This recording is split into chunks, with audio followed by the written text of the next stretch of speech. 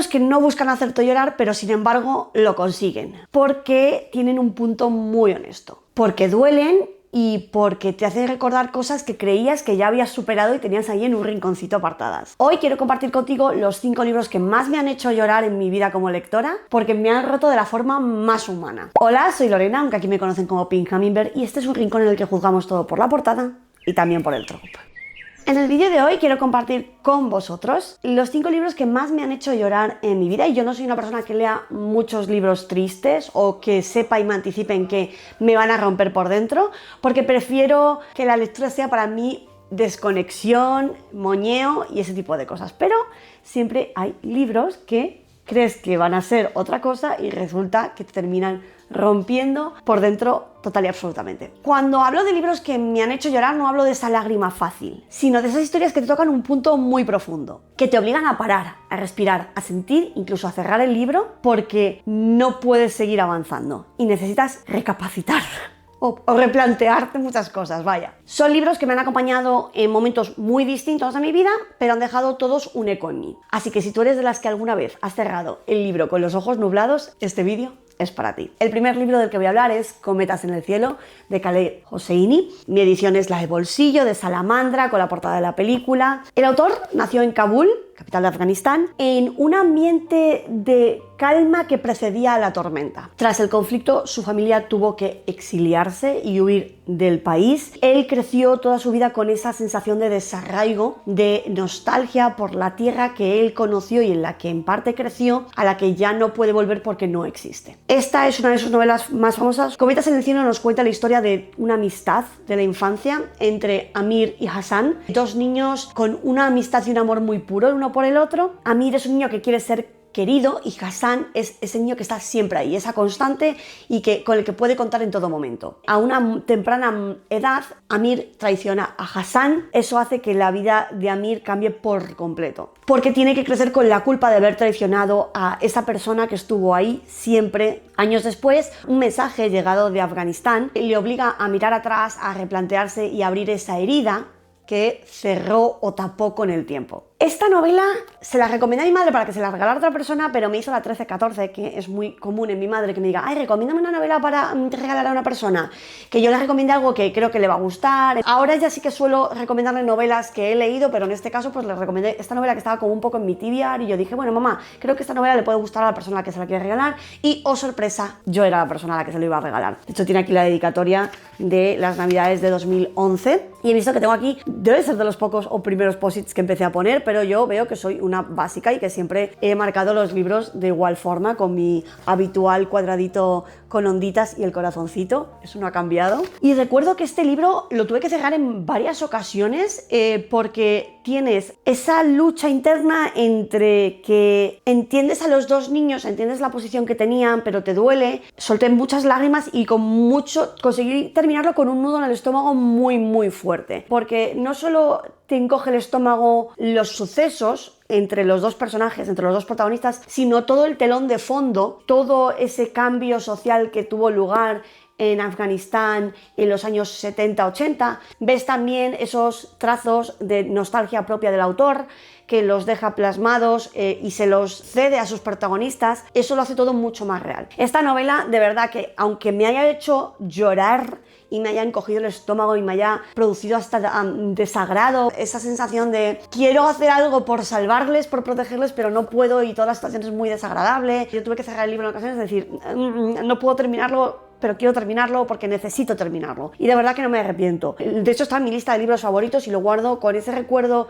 bueno, porque lo he dicho en ocasiones, no todos los libros favoritos tienen que ser un recuerdo bonito, sino que te han cambiado y te han marcado. Entonces, este es uno de ellos. Quizás de las escenas que más marcan para mí el giro que da la novela es la escena de la carrera. Hay una carrera muy simbólica con una frase con mucho peso y eso tiene un eco emocional en toda la novela, no dejas de tenerlo ahí. Yo no he visto la película, no he visto la adaptación, creo que leer el libro fue lo suficientemente duro para mí como para no querer volver a revisitar la historia de Hassan y Amir, y de hecho ahora mismo pues tengo un poco como esa sensación en el estómago de recordar, y yo soy una persona que se olvida bastante de las novelas, pero estoy como recordando bastante situaciones, escenas que me dejaron con necesidad de levantarme de la silla, darme una vuelta, respirar hondo y seguimos.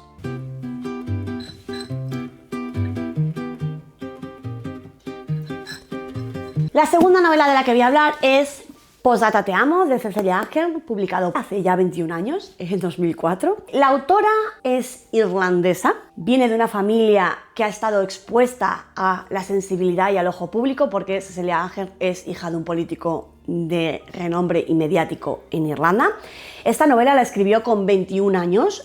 Y yo siempre digo que las novelas debut suelen sorprenderme. No estoy 100% segura si esto fuese novela debut, pero lo que me sorprende es que con 21 años haya sido capaz de plasmar de una forma tan madura algo tan complejo como es el duelo por la viudedad en concreto. Más allá del duelo, porque todos perdemos familiares con el tiempo y puedes perder a tu abuela o a tus padres, pero creo que el duelo de perder a una pareja también es distinto. Y entonces me sorprende que con 21 años fuera capaz de plasmarlo tan bien como hace en esta novela. Pero antes de adelantarme, me gustaría mencionar, como he dicho, que el hecho de que la autora haya estado expuesta tanto a la narrativa, al storytelling, al ojo público, a la sensibilidad social, por el hecho de vivir entre campañas políticas y tener un padre expuesto, se nota en su forma de escribir. También es sorprendente el hecho como, aun tocando temas sensibles, su mirada es bastante luminosa, bastante positiva. Y ahora veréis por qué. Postdata Te Amo nos cuenta la historia de Holly, que acaba de perder a su marido Gary por un cáncer cerebral, si no me equivoco, no me falla la memoria, porque la verdad lo leí pues al poco de que saliera, os podéis imaginar el recuerdo que tengo. Y nos cuenta cómo se queda en shock porque el amor de su vida, la persona que le acompañaba en todo, su compañero de equipo, ya no estaba. La sorpresa para ella es cuando empieza a recibir cartas, una por mes, durante un año, escritas y preparadas por Gary con un montón, no solo cartas, sino un montón de cosas en torno a esa carta, en la que le ayuda a seguir adelante. Y es ese gesto, se me está poniendo la piel de gallina solo de hablar de ello, ese gesto de amor incondicional por parte de Gary, que sabe que se va a ir, la quiere lo suficiente como para que tenga que seguir adelante. Porque lo que pretende Gary con esas cartas no son unas instrucciones para que se olvide de él, sino es para que se recupere a sí misma y siga adelante y no se quede estancada y anclada a ese dolor por haberle perdido. A través de esas cartas, Holly lo que consigue es volver a descubrir sus rutinas, a su entorno y a una versión de ella que aún existe a pesar del duelo. Hay una adaptación cinematográfica de este libro protagonizado por Gerard Butler en el papel de Gary, y me hace mucha gracia porque claramente Gary es el diminutivo de Gerald, que es su nombre de pila. Anyway, la actriz principal no me acuerdo quién era, pero la película la verdad que es bastante... tiene cambios, obviamente, porque no podemos adaptar literalmente esta novela a la pantalla porque no es lo mismo, y siempre defenderé que las adaptaciones son lo que son, adaptaciones, y que el ritmo y el público objetivo no es el mismo en el cine, ni en una serie, ni en un libro. Entonces, para mí la adaptación está muy bien, me gustó bastante, pero el libro es a whole new level. Hay cartas, especialmente una, que es que todavía la recuerdo y es que se me pone un nudo en el estómago, hizo que tuviera que cerrar el libro. El pobrecito mío está amarillísimo, tiene una letra bastante pequeña de decir, y hay una carta que de verdad me hizo llorar de angustia. Y no porque fuera en parte triste, porque me parece que el mensaje o la intención de Gary es súper bonita, y es que siga adelante. No un sigue adelante a nivel, bueno, pues me he muerto yo, tus amigas siguen ahí, buscas otra pareja y sigues adelante. Es algo mucho más profundo, mucho más bonito. Para mí esta novela fue como entender lo que significa ese amor incondicional que va más allá de la presencia física de esa persona. Y de verdad, como os digo, tengo un recuerdo muy vívido de esa carta en la que él no le da como una instrucción, porque al principio son en plan de sal con tus amigas, haz no sé qué, como más inputs para que vaya haciendo cosas que le hagan volver a la rutina y no estar en casa entre lágrimas y en un entorno sucio y dejado, porque está muy concentrada en su dolor y su angustia, lo cual es legítimo y válido y no es criticable, pero yo entiendo que él al fin y al cabo sabía que iba a fallecer, entonces eso también le permitió crear un plan en el que le ayudara a seguir adelante. Pues eso, como digo, al principio las cartas son más en plan haz esto, haz lo otro, no sé qué, te llega un regalo sorpresa, ese tipo de cartas, pero a medida que va avanzando y ella va volviendo a ser un poco más ella, o una nueva versión de sí misma, sin Gary, pero con el pozo y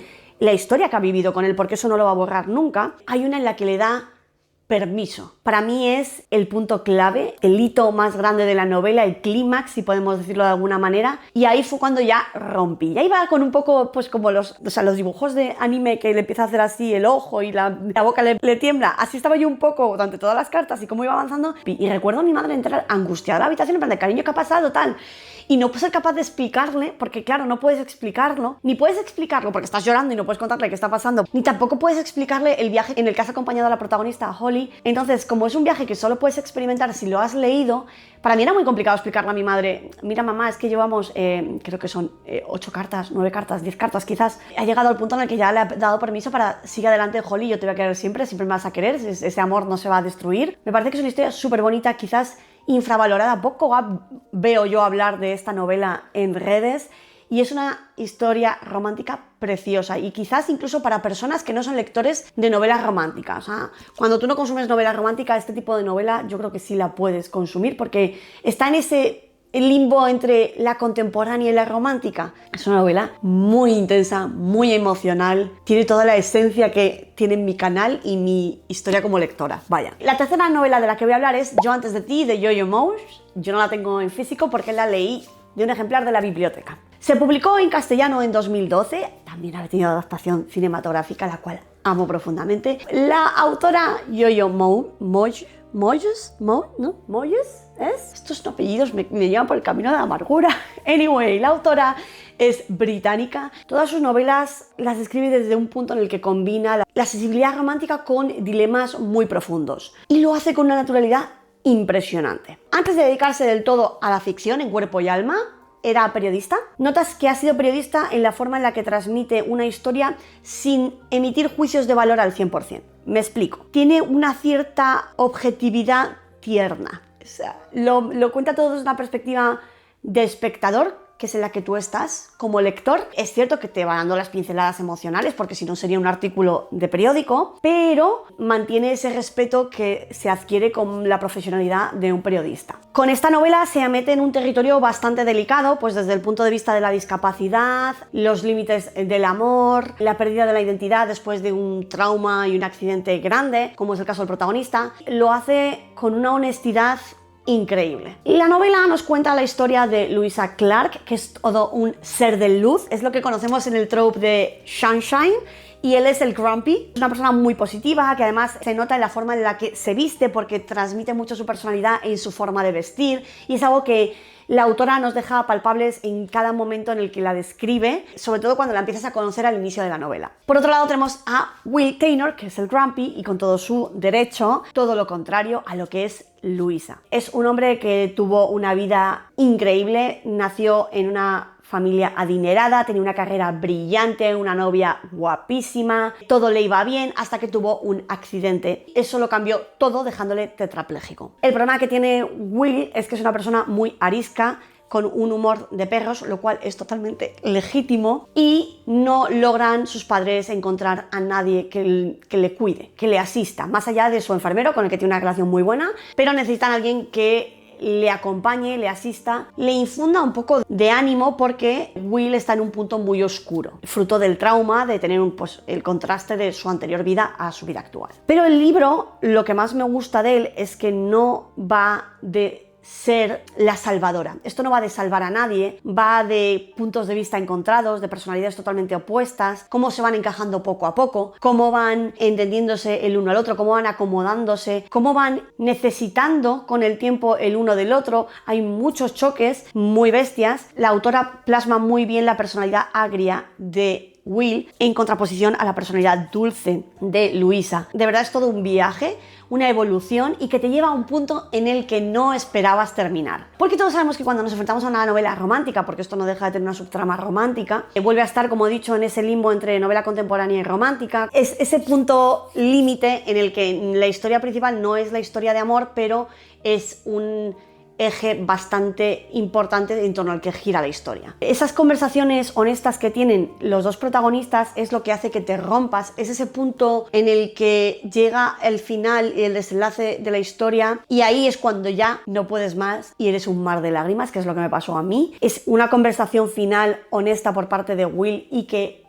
Luisa tiene que interiorizar y somatizar y que le cuesta mucho, y tú acompañas a Luisa en esa situación en la que lo único que quieres es darle un abrazo, honestamente. La adaptación da la sensación que es un poco más comedia dramática, aunque tiene su punto final dramático, pero la novela no tiene esa sensación tan de comedia, pese a que Luisa da lugar a muchos momentos cómicos, pero también tiene un entorno familiar bastante dramático, marcado por problemas familiares con los que se carga Luisa, situaciones con su hermana, sus padres que son complicadas. Entonces la novela tiene un cariz menos cómico que tiene la película. A mí la película me encanta porque los dos protagonistas me parecen fantásticos, son guapísimos, monísimos, y de verdad que la película es muy guay. Sin embargo, me parece brillante la forma en la que Yo-Yo Ma, es que no quiero pronunciar el nombre de la autora porque es que me atraganta de verdad.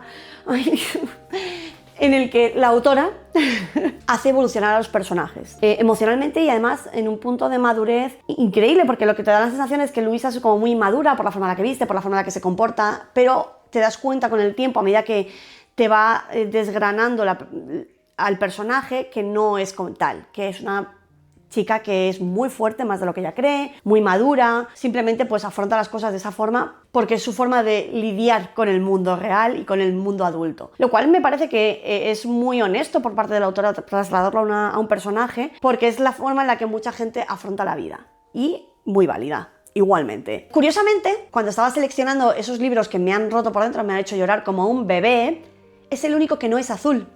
La portada de este libro es rojo, y si os fijáis aquí todos son azules. Me ha parecido muy curioso. Es cierto que el azul evoca el sentimiento de tristeza. Bueno, de hecho, en Inside Out, el personaje que representa la tristeza es azul. Entonces, no me sorprende que te den ya ahí un guiño de cuidado, que cuando vemos una portada azul, en la mayor parte de las ocasiones, claro, porque yo ahora mismo lo tengo aquí enfrente, en la estantería que tengo justo al otro lado de donde grabo, la hipótesis del amor, y es azul y no tiene nada que ver con la tristeza, pero me he dado cuenta de que es algo curioso, y en este caso, pues no, es rojo, y tiene una segunda parte que no me he leído todavía y no sé si estoy preparada. Un libro increíble, de verdad. Chef Kisses. El cuarto libro del que te voy a hablar es El niño del pijama de rayas, de John Boyne, publicado en 2006 por Salamandra en castellano. El autor es de origen irlandés y ha marcado su trayectoria literaria por su especial interés en la memoria histórica y en la inocencia infantil como lente por la que ver, tratar y abordar tragedias históricas. Y eso tiene mucho sentido si sabes de qué va este libro, que a día de hoy ya deberías de saberlo. Sobre todo porque ha habido una adaptación cinematográfica y ya he hecho todo el spoiler, con el que no contábamos los lectores en su día. Esta es la 8ª edición y aún así, todavía no estaba ni de lejos planeada, yo creo, la película para aquel entonces, o yo no estaba enterada al menos. Lo que hizo Salamandra fue una portada bastante anodina, que luego una vez lees la novela y dices, leñe, soy boba, porque no me he enterado yo antes, no he visto las señales, especialmente yo, una apasionada de la Segunda Guerra Mundial. La sinopsis no era tal, era una carta del editor y no sabías exactamente a lo que ibas. El autor se ha embarcado tanto en la literatura adulta como en la literatura juvenil, y esta quizás ha sido la obra que más le ha aportado económica y profesionalmente, no vamos a mentir, y creo que principalmente por cómo trata algo tan doloroso, algo tan inocente como es dos niños, y esos prejuicios con los que no van cargados que sí tenemos como adultos. Vamos a ser honestos y no hipócritas, todos tenemos prejuicios. Creo que cambió su carrera literaria la forma en la que decidió, de una forma muy dura y muy ese factor inocencia, para cortar algo tan crudo. El niño del pijama de rayas nos cuenta la historia de Bruno, que se acaba de mudar con su familia a un lugar aislado, extraño, con cierta hostilidad en el ambiente, donde se topa con una valla altísima que encierra un mundo que es como muy ajeno al que él está viviendo. Al otro lado conoce a Shmuel, un niño que lleva un pijama de rayas y que siempre está triste y cansado. Y es algo que a Bruno le extraña muchísimo y no entiende muy bien por qué. De esos encuentros nace una amistad inesperada, tierna, honesta, que se inicia como fruto, lógicamente, de la ingenuidad y de la inocencia, que al mismo tiempo contrasta esa ingenuidad con la realidad que hay detrás de esa situación. Es una novela que te logra poner en una posición en la que tú estás viendo venir las cosas y el protagonista no, porque es un niño, porque vive aislado y porque no entiende por qué. Cosas que no se cuestiona porque las ve muy naturales. Esta novela, ahora, años más tarde, cuando estaba preparando el guión de este vídeo, me he dado cuenta de que me recuerda mucho a Zona de Interés, de Martin Amis, que ha sido además adaptado al cine una película brillante, absolutamente brillante, que además ganó el Oscar a Mejor Película de Habla No Inglesa. La novela de Martin Amis cuenta la vida en la vivienda pegada a un campo de concentración. Es el mismo vibe de esta novela, en la que el niño tiene una vida normal, en la que come, va a clase, juega, y hay un punto en el que choca con la realidad del campo de concentración al lado del que vive, que es donde conoce a Shmuel, ese niño judío que está allí con su pijama de rayas. Me encanta cómo evoluciona. No quiero hacer spoilers, aunque ya a día de hoy no son spoilers, pero me encanta cómo evoluciona la historia, la amistad de los dos niños, cómo Bruno va haciéndole preguntas y Shmuel le contesta, y eso le hace ir como dándose cuenta, pero no mucho, o sea, tampoco es muy consciente Bruno de todo. Y lo que más me gusta es el desenlace, quizás, pese a lo duro que es, pese a lo mucho que lloré con este libro, pero me parece que es súper importante la forma en la que este libro cierra y el impacto que tiene en la familia de Bruno, en cómo ellos reciben ese desenlace. Y me parece brillante cómo lo cierra. Además, es un libro bastante cortito, la letra es bastante grande, y os voy a contar lo que me pasó con este libro. Yo este libro se lo compré a una amiga por su cumpleaños, de hecho está dedicado en 2007, y que nunca recibió. La persona me rechazó este libro y este libro se quedó conmigo, y yo aproveché, me lo leí y se convirtió en un libro impactante para mí, que yo recomiendo, pese a que la gente dice, ah, no, bueno, es mío, porque ahora tienes la película y ya sabes de qué va la vaina, porque de verdad que John Boyd te mantiene muy bien el goteo de información para que tú te vayas dando cuenta de, wow, igual es esto otro, y ya te vas dando cuenta. A ver, tampoco es que haya que ser muy listo para darse cuenta. Y es que no quiero desvelar mucho más porque obviamente spoileo el libro, pero como os he dicho ya, bueno, todo el mundo ya ha visto la peli, que yo no la he visto, me niego a verla, no por nada, sino porque es que tengo tan buen recuerdo de este libro, que sé que va a estar bien adaptado porque tampoco es un libro muy extenso y es muy fácil de adaptar, o esa es la impresión que yo tengo.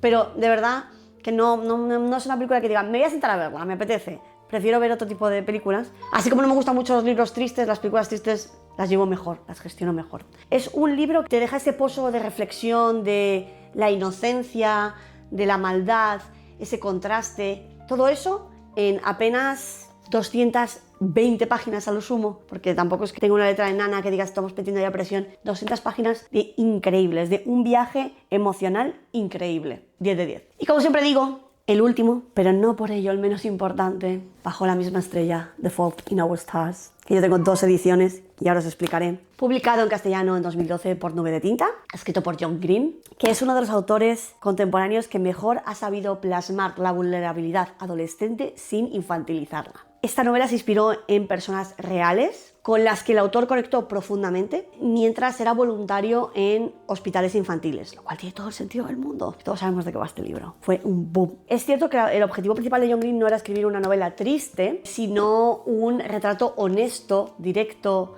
sin, como he dicho, infantilizar los sentimientos, que eso ha sido muy importante en su obra y para mí como lectora, porque yo he leído varios libros de John Green y no todos son fantásticos, pero todos me han dejado un pozo, este en especial. Y es cierto que le he dejado de leer y me gustaría volver a leerle, porque me gusta muchísimo cómo transmite, cómo escribe, tiene una forma muy particular de escribir, disfruto de su pluma, vaya. No pretende hablar de cosas manidas como el amor adolescente, desde un punto de vista como más infantil, bueno, pues nada, sois unos dramáticos, nada, lo hace todo desde un punto de vista muy real, respetuoso, retratando de la forma más veraz posible cómo se siente un adolescente, que a veces no es fácil, lo he visto con otras autoras, que a veces chirría la forma en la que retrata a adolescentes, y eso me pasa con la forma en la que Jenny Han, por ejemplo, que retrata a adolescentes, a veces los infantiliza demasiado, cosa que no ha hecho John Green, y no creo que sea fácil escribir a tus 30, a tus 40, personajes de 16, 17, 18, 19, 20 años, que podemos llamarlos todavía adolescentes casi, porque ya sabemos todos que el prefrontal no se desarrolla hasta los 25 y a veces me parece poco, y yo no creo que se desarrolle nunca, todos tenemos a veces el prefrontal. Pero bueno, anyway, Bajo la misma estrella, The Fault in Our Stars, nos cuenta la historia de Hazel Grace, una adolescente con una enfermedad que le recuerda cada día que la vida es un regalo limitado. Y por otro lado tenemos a Gus, que tiene un encanto arrollador, es irónico, divertido y con unas ganas de sentir que todo es súper interesante, que todo tiene un algo, una chispa que necesitas captar. Y se conocen en un grupo de apoyo. Y eso lo cambia todo sin que sea lo que buscan, en verdad, fue puramente accidental. y juntos construyen una relación basada en la, vamos a decir, superación entre comillas, porque no es lo que pretenden y no hay esa sensación de que todo va a salir bien, pase lo que pase, no es lo que te pretende transmitir John Green, que es lo que en parte me gusta y ahora que estoy a raíz de hacer el guión volviendo a esta novela es lo que me atrapó y lo que hizo que se convirtiera en una de mis novelas favoritas y que si me preguntas recomendaré millones de veces y por eso yo tengo 2 ejemplares que ahora ahondaremos en ello. Pero el caso es que es una historia de amor y fragilidad, te deja una huella que hace imposible que abandones la historia, siempre está ahí. De alguna forma, en algún comentario, en alguna frase. La forma en la que escribe John Green hace que queden frases sin que sean súper estudiadas y colocadas, al menos no es la sensación que te da cuando estás leyendo la novela, como que no ha pensado muy, sino que tengo la sensación de que le surgen de manera espontánea y que es como parte de su proceso creativo. La historia con mis ejemplares, os cuento, esta edición es la que yo compré en su día en la FNAC, de la primera tirada, firmó como de 10.000 y esta es una de las copias que está firmada por John Green. La compré y la leí con este ejemplar, yo no soy muy de leer novelas con tapa dura, pero bueno, anyway. La compré, me encanta esta portada. Mi amiga Elena creo que tiene la versión plateada, si no me equivoco. Fantástica, pero es una novela que obviamente no me gusta manosear porque está firmada, porque es mi libro favorito, porque no quiero que se me estropee. De hecho, esta no está, si no me equivoco, no está ni marcada. Y bueno, pues es una novela que yo dejé en mi casa. Guardé como no empaño, de hecho...